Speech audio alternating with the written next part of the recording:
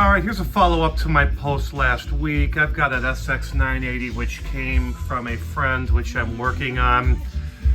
This one had kind of a hard life from what I can tell. It doesn't have a lot of hours, but I think it just had a lot of high power put through it. What happened was we recapped the power supply, and there still was DC and static on the left channel, and it was passing almost nothing through the preamp.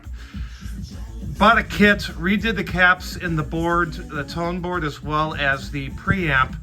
Then I got about 30% sound. It really did increase it.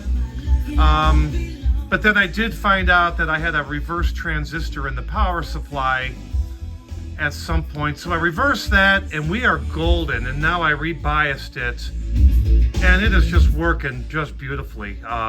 Polished it up, opened it up, cleaned it out.